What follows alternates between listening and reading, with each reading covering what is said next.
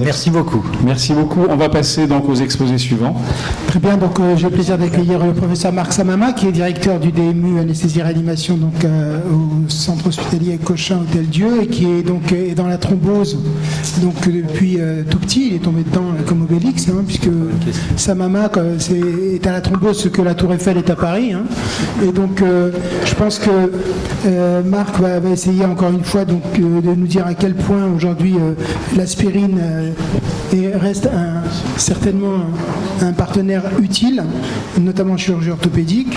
Et on verra aussi avec les AOD, puisque vous avez vu que les anticoagulants oraux directs ont une capacité d'attractivité qui est très grande.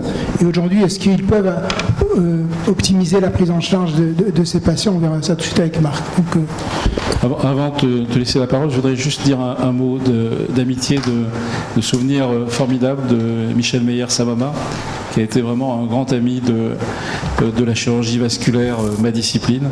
Et donc, on a beaucoup appris de lui pendant très longtemps. Il est resté le savant de la thrombose. Et donc, on a ses héritiers là avec nous. Merci. Merci à lui. Héritier. Merci beaucoup en tout cas, et ça me touche. Je suis d'abord très honoré, très fier de venir à l'Académie de chirurgie. Je vais pouvoir frimer avec mes collègues chirurgiens demain matin. Je ne suis pas sûr qu'ils soient tous venus. Et je suis très honoré. Et puis j'ai vu que j'avais un ami à moi qui était connecté, c'est le professeur Claude Vielpeau de Caen, et je l'embrasse très très fort. On l'embrasse avec Nadia Rosencher. Voilà, alors on va faire deux topos. Un premier sur les anticoagulants oraux directs, et ensuite un topo sur peut-être l'intérêt de l'aspirine en prévention de la maladie thromboembolique, puisque c'est une session dédiée à la maladie thromboembolique. Alors, si ça peut passer. Voilà. Alors, j'ai plus aucun conflit d'intérêt depuis des années. Je travaille même plus avec Sanofi. Enfin, c'est vraiment vous dire. Hein. En revanche, je fais partie de guidelines, les guidelines de CHEST, de la CCP. Je suis expert pour l'Agence européenne du médicament, de guidelines sur les traumas. Et puis, en même temps, on est en train de mettre à jour des guidelines de la Société européenne d'anesthésie et de réanimation qui sont en cours actuellement. Et puis, je dois une diapo, je crois, à Nadia Rosencher.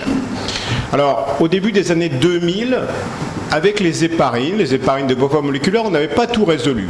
Pour l'efficacité, on avait encore un taux d'événements thromboemboliques. C'était pas énorme, c'était entre 1 et 2%. Alors peut-être ça vous surprend, mais c'est quand même très élevé par rapport à ce qu'on a maintenant. Donc peut-être que les héparines de bas poids, aussi bien en chirurgie orthopédique, type prothèse de hanche, prothèse de genou, fracture du col ou chirurgie carcinologique, ou en chirurgie abdominale pour cancer, peut-être qu'elles n'étaient pas suffisantes. Et puis, on n'avait pas vraiment des protocoles d'utilisation en chirurgie thoracique ou en chirurgie bariatrique. On ne connaissait pas les doses, on ne connaissait pas la durée de la prophylaxie. Puis aussi, il y avait un problème, c'est que l'héparine, c'est un produit naturel, mais qui ne marche pas comme ça tout seul, qui a besoin de se lier à l'antithrombine. Et puis sur la sécurité, sur la safety, eh bien, les héparines donnent des thrombopénies induites par leur activité.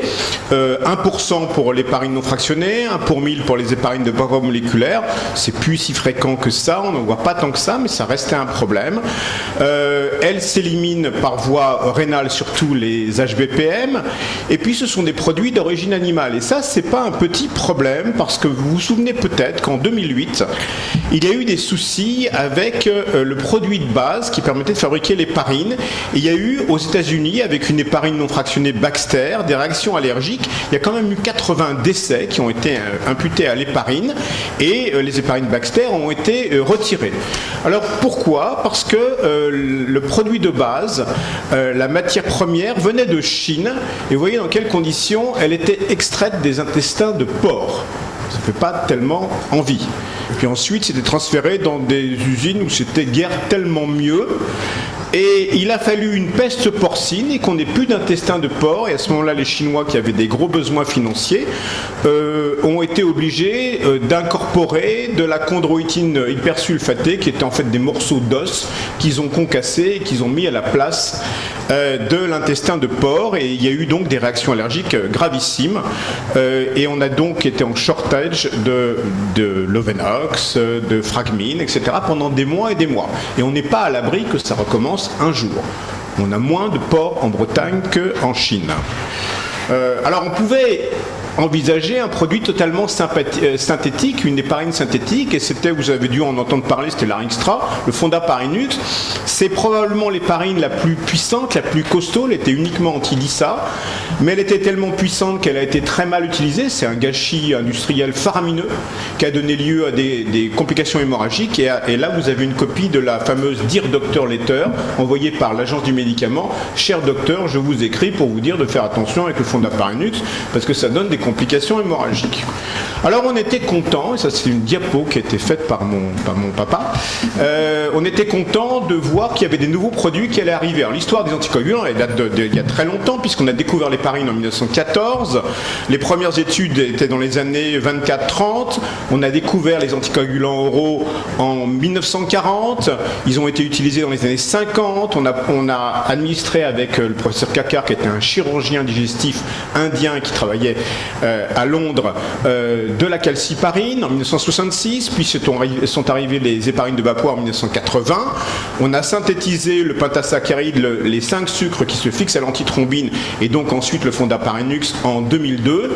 Est arrivé le Ximelagatran, qui était le premier anticoagulant oral synthétique anti-10 et qui malheureusement a été retiré du marché pour des atteintes hépatiques. Et puis sont arrivés les AOD, aussi bien les anti-2A que anti-10A. Alors, le mode d'action, il est quand même assez différent, puisqu'on voit bien que... Je ne sais pas si on voit la flèche, voilà. L'héparine non fractionnée et les héparines de bas poids moléculaire, elles ont besoin de se fixer à l'antithrombine ici, pour aller agir sur le facteur 10A et sur la thrombine. Alors les héparines de bas poids, elles agissent surtout sur le facteur 10A, 4 fois plus, 3 fois plus, 2 fois plus, selon la molécule. Et l'héparine non fractionnée, la calciparine par exemple, elle agit de façon égale sur la thrombine et sur le facteur 10A. Le Fondaparinux, ce qui était un progrès, qui était synthétique, lui, il était uniquement anti-DISA, mais il avait quand même besoin de se fixer à l'antithrombine. Alors c'était très différent des AVK, qui eux agissaient sur le facteur 2, le facteur 7, le facteur 9 et le facteur 10. Vous remarquez que ce ne sont pas des facteurs activés, ce sont des facteurs qui ne sont pas activés. Donc les AVK agissent sur 4 facteurs d'origine hépatique. Donc déjà, ça vous explique que c'est assez compliqué l'utilisation des AVK.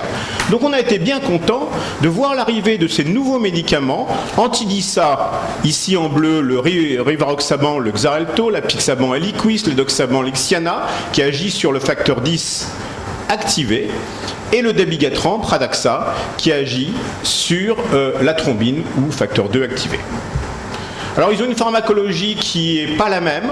D'un côté, vous avez 3 anti-DISA, l'apixaban, l'édoxaban, le rivaroxaban, qui ont une très bonne biodisponibilité, entre 50 et 100% pour le rivaroxaban quand c'est donné avec de l'alimentation, qui sont assez peu éliminés par le rein. L'apixaban est éliminé uniquement à 27% par le rein. Il y a assez peu d'interactions avec le cytochrome P3A4, pas trop d'interactions avec l'alimentation, et puis une demi-vie qui est acceptable, on va dire, entre 10 et 12 heures. Ça, ce sont les anti-DISA. Et puis, il y a l'anti-2A, le dabigatran ou Pradaxa, qui a une très mauvaise biodisponibilité, entre 3 et 7%, c'est-à-dire qu'on dégage jusqu'à 97% du médicament, qui ne peut pas être utilisé. Il est éliminé à 80% par le rein. Il a des interférences pour l'ethnicité asiatique, et surtout c'est celui qui a la demi-vie la plus longue, qui est à 17 heures chez les gens qui ont une fonction rénale normale, mais qui peut aller jusqu'à 30-35 heures quand on a une atteinte de la fonction rénale. Donc d'un côté, 3 médicaments qui ont un vrai profil d'anticoagulant, et un médicament qui est anticoagulant et qui a des bons résultats, mais qui n'a pas du tout un profil d'anticoagulant. Alors, tous ces médicaments-là ont des nouvelles interactions avec d'autres médicaments. Vous savez que on sait que les AVK ont des interférences médicamenteuses et alimentaires. Les AOD ont beaucoup d'interférences médicamenteuses. Il suffit de les connaître. Et il y a des listes. Et vous voyez, plus la couleur est foncée, plus l'interférence est importante. Alors, ils ont été développés toujours selon le même schéma. On commence par l'orthopédie. Le modèle expérimental, c'est la PTH et la PTG. D'abord parce qu'au début, on va faire des études de dose et on va regarder la dose qu'il faut pour diminuer le nombre de thromboses échographiques ou phlébographiques. Et puis, on va voir si en augmentant fortement la dose, les patients vont plus saigner. Donc, c'est le modèle expérimental, c'est l'entrée dans la recherche. Et ensuite, on va essayer ces médicaments dans le traitement de la thrombose veineuse et de l'embolie pulmonaire, dans la fibrillation atriale, qui est l'immense marché actuel de ces médicaments-là. Ils sont proportionnellement, la prophylaxie en orthopédie, c'est très peu, puisque la prophylaxie en orthopédie, c'est maximum 4 semaines. Là, ce sont des traitements qu'on va donner à vie et à des millions et des millions de patients. On en donne maintenant dans les syndromes coronaires aigus. Ça commence en prophylaxie, en milieu médical, avec pas beaucoup de chance sur beaucoup d'études qui ont été négatives. Et voilà comment ça a été développé. Alors en orthopédie, on a essayé. Voilà le dabigatran. La partie supérieure de la diapositive, c'est son efficacité par rapport au Lovenox, 3 études. Quand c'est à gauche, ça veut dire que c'est peut-être un peu mieux pour le Lovenox. Vous voyez que le résumé des études, on franchit la barre d'identité, donc globalement, le dabigatran, il ne fait pas mieux que le Lovenox, et puis il ne fait pas plus saigner. Il ne fait pas plus saigner, donc c'est acceptable. Le rivaroxaban, le Xarelto, lui, fait mieux. Il est beaucoup plus efficace que le Lovenox, mais forcément, il y a toujours un petit prix à payer. Il fait un tout petit peu plus saigner. Et puis l'apixaban, qui était aussi utilisé contre le Lovenox, globalement il fait pareil sur le saignement, mais il fait mieux sur l'efficacité. Ce sont les 3 produits qu'on peut utiliser en orthopédie. L'AMM est uniquement en prothèse totale de hanche, prothèse totale de genou. On n'a pas d'AMM en France pour le donner à la fracture du col, on n'a pas d'AMM pour le donner dans toute autre chirurgie, quelle qu'elle soit. Donc on est finalement assez limité. Ils ont pris complètement le marché, tous les services d'orthopédie, et ceux d'entre vous qui sont orthopédistes le savent, tous les services d'orthopédie les ont adoptés, et essentiellement l'apixaban et le rivaroxaban. Mais ailleurs, les industriels n'ont pas été très courageux, notamment pour la fracture du col, parce qu'ils avaient peur que ces produits s'accumulent chez des patients dont l'âge moyen était de 82 ans, puis ça n'a pas été développé ailleurs, puis ils sont déjà génériqués, ou ils sont au bord du générique, et il n'y aura plus d'études. Alors, il y a une indication quand même où on a eu un petit succès qu'on a eu grâce à l'idée de départ de Nadia Rosencher et grâce à la mise en musique avec l'équipe de recherche clinique de Patrick Mismetti, qui nous a quand même permis de faire le New England avec l'étude Pronomos, où on a donné du Xarelto pendant toute la durée d'immobilisation de patients qui avaient bénéficié d'une chirurgie du membre inférieur, pas PTH, pas PTG, mais fracture du fémur, trauma de genou, ligamentoplastie, fracture bimalléolaire, etc., etc. Et les patients étaient randomisés en double aveugle, ou bien Xarelto 10 mg, ou bien Lovenox 40, qui reste le traitement de référence. Et globalement, on a divisé le nombre de thromboses par 5. On est passé de 1,1% à 0,2% chez ces patients qui étaient immobilisés avec un plâtre ou avec une botte, et avec une tolérance qui était exactement la même. Donc le Xarelto, il était plus puissant, et ça a été un peu magique. Il n'a pas fait plus saigner. Et globalement, ce sont des résultats qui étaient très très satisfaisants. Donc si je me résume sur les AOD, très bon rapport bénéfice-risque en chirurgie de la hanche et du genou, je pourrais dire aussi dans la chirurgie du membre inférieur, non hanche, non genou. Pour la fracture du col, ils sont recommandés par les recommandations américaines. Nadia en parlera tout à l'heure, mais c'est vrai qu'on est un petit peu réticent. Ils ont été peu ou pas testés en prévention en chirurgie générale, en urologie, en chirurgie thoracique ou en gynécologie, où finalement ils sont peu ou pas utilisés et théoriquement non autorisés. L'indication du post-opératoire en chirurgie bariatrique n'a pas été développée parce que quand on a fait les projets, c'était déjà trop tard et les laboratoires, dont Sanofi d'ailleurs, n'ont pas voulu comparer au Lovenox, etc. Donc c'est dommage. Et les marchands d'AOD n'ont pas voulu non plus. Il n'a pas été vraiment observé d'extension d'indication sauvage comme ça a été le cas avec les SGPM. Le Lovenox, il n'a pas du tout été testé en néphrologie, en chirurgie thoracique ou que ça, mais il est utilisé. Les AOD, ils ne sont pas utilisés, et c'est dommage, et on a l'impression qu'on n'est pas sûr qu'ils seront autant utilisés que les HVPM. Et puis maintenant, les génériques arrivent aux États-Unis et dans les pays du Maghreb, donc ça ne va pas inciter les industriels à développer ces médicaments-là. Donc, vous m'aurez compris, en orthopédie, c'est un très bon produit, et on a très confiance, avec une très bonne sécurité, c'est très apprécié des patients. C'est malheureusement pas assez utilisé ailleurs, Et ailleurs, si vous avez envie de les utiliser en chirurgie thoracique, en chirurgie digestive, carcinologique abdominale, en urologie, vous êtes dans la situation de ce panneau de la circulation québécois que je fais.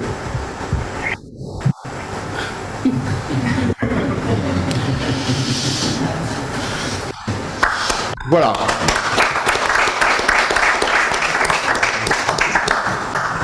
Merci beaucoup. Magnifique exposé, merci beaucoup. C'est un sujet qu'on a encore besoin peut-être d'une espèce de système de Go-Emio pour nous chirurgiens, pour savoir finalement tous ces produits, ces AOD, ça s'empile dans nos têtes et on ne sait plus très bien lequel est le bon, quelles sont les précautions. Bon, ce que tu viens de nous dire sur les indications finalement seulement validées véritablement en chirurgie orthopédique et non pas dans le reste de l'activité chirurgicale, c'est aussi des choses que beaucoup de collègues ne savent pas. Donc c'est très important de nous éclairer sur ces éléments-là. Des questions, j'imagine, dans la salle? Jean-Claude Coffinal, les AOD, ça te dit t'es complètement acquis, toi? Non, oui, absolument. Oui. Jean-Claude Coffinal, chirurgien thoracique et vasculaire. Dis-nous. Non, je n'ai pas grand-chose à dire. Je pense que l'utilisation systématique, surtout par nos collègues orthopédistes. Parle bien dans le micro. Oui, et surtout l'utilisation par nos collègues orthopédistes, mais je pense que cette généralisation, on devrait l'utiliser dans beaucoup plus d'indications. On est assez confiant, il n'y a pas tellement de risques. Et puis, les autres chirurgies sont finalement plutôt à moindre risque hémorragique que la chirurgie orthopédique de prothèse. Donc, il n'y a pas de raison que ça ne marche pas. Mais et puis en France, on utilise beaucoup de choses hors AMM. La pédiatrie, c'est à 90% hors AMM. Donc, il n'y a pas eu des études en pédiatrie pour des tas de médicaments. Néanmoins, on n'a pas vu ce qui s'était passé avec les HBPM, une espèce de généralisation. Est-ce que vous avez développé des registres? Oui, il y a eu plein de registres, notamment avec les fractures du col. En Suisse, il y a un registre qui montre que ça se passe bien avec les fractures du col. Bon. Et dans les autres disciplines que l'orthopédie? Je ne suis pas certain qu'il y ait eu beaucoup de registres dans ce domaine-là. Est-ce que finalement, si les industriels sont au bord finalement du passage en générique, donc ne veulent plus mettre d'argent dans des études multicentriques compliquées, comment sortir de la difficulté pour avoir une véritable preuve scientifique de l'intérêt de ces produits? Eh bien, c'est une excellente question. Il n'y a pas de réponse. Il y a une question. On peut passer peut-être par un PHRC, mais c'est difficile. Les PHRC ou les régionaux ou nationaux, mais dès l'instant où vous avez affaire à une molécule, les PHRC sont très réticents en disant les industriels peuvent payer, sauf que quand le médicament est génériqué, c'est fini.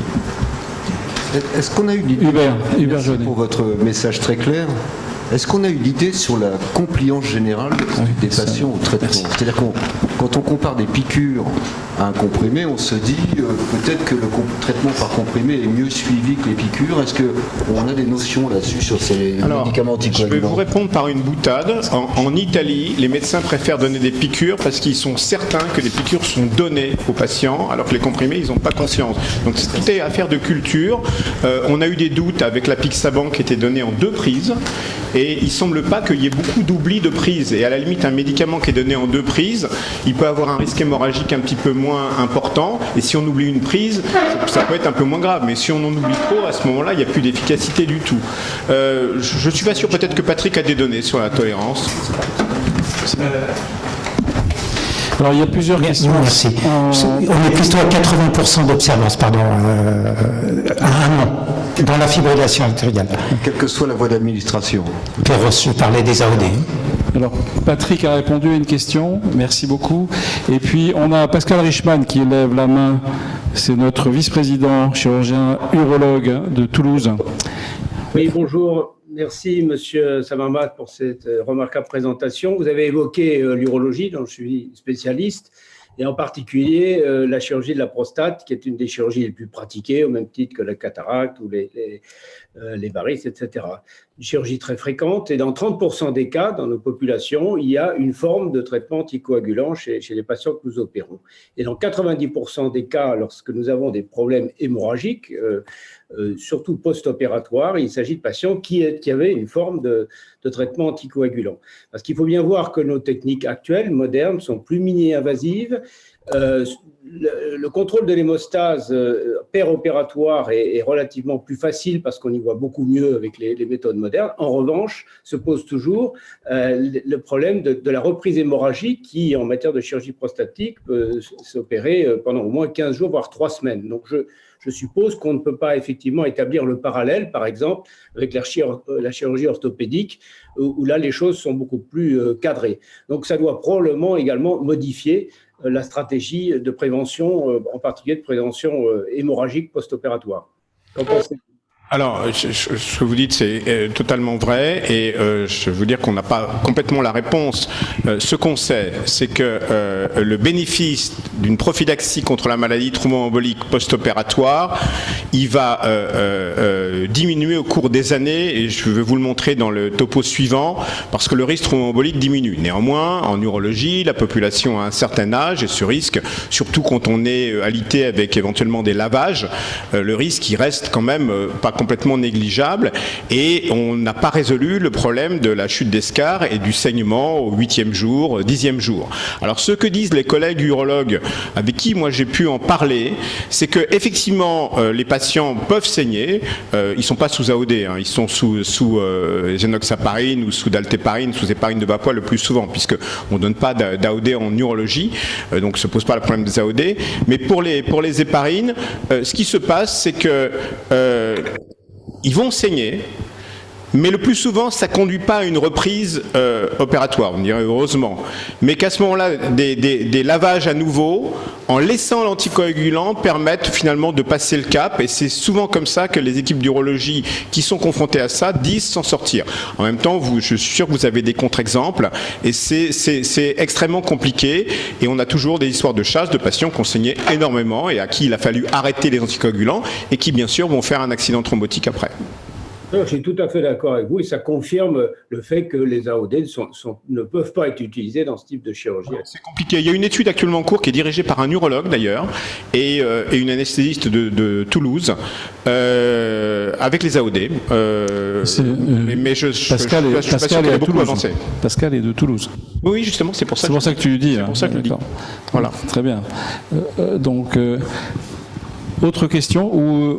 J'ai une question qui est un petit peu en marge quand même, mais... Philippe Topard, notre trésorier. Vous avez évoqué les AOD et la chirurgie digestive, mais est-ce qu'on sait quel est l'impact de la chirurgie du haut appareil digestif, les résections notamment, ou les courts-circuits, sur le métabolisme des AOD? Oui, alors on commence à avoir des réponses parce que il y a aux États-Unis plus de 25% de la population qui est obèse morbide, et forcément il y a beaucoup de gens qui sont traités par AOD, donc il y a eu beaucoup d'études maintenant depuis 2 ou 3 ans où on a regardé la cinétique des AOD avec des index des IMC, des BMI qui vont jusqu'à 40. 40, ça commence à être pas mal, et globalement un médicament comme le Xarelto, le rivaroxaban, il a une très bonne absorption, une bonne efficacité jusqu'au BMI de 40, et on peut dire qu'on peut donner chez les obèses morbides, pas les super obèses, ces médicaments-là. Après, quand on dépasse 40, là on rentre chez des patients qui sont moins nombreux, avec beaucoup moins de données,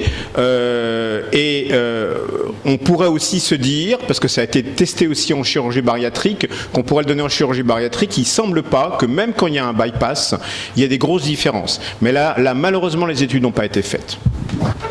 Alors, on a rencontré avec Philippe Marr et d'autres collègues Dassault Systèmes qui développent justement pour les registres où il y a peu de quantité de patients pour faire suffisamment d'études significatives, l'usage finalement d'espèces de placebo virtuels, enfin de mixte entre du réel et du virtuel pour améliorer finalement la prédictivité des datas recueillis. Est-ce que dans ce domaine, on peut imaginer un intérêt pour ce type d'études? Bien sûr, et puis ce sont des orientations pour la recherche moderne, bien sûr, absolument. On pourra en reparler parce qu'ils sont très intéressés à ce système de travailler avec nous, l'Académie de chirurgie, pour essayer justement de développer ces concepts dans en lien avec l'industrie pharmaceutique, parce que c'est très difficile de mener, effectivement, quand on a de moins en moins d'argent sur des produits qui vont avoir une espérance de vie économique moins longue, il faut trouver un moyen de faire des études qui vont coûter moins cher, avec peut-être une aussi bonne prédictivité. Ismaïl, qu'est-ce que tu en penses? Je pense que c'est une très bonne idée. Allez-y, il faut foncer, bien sûr.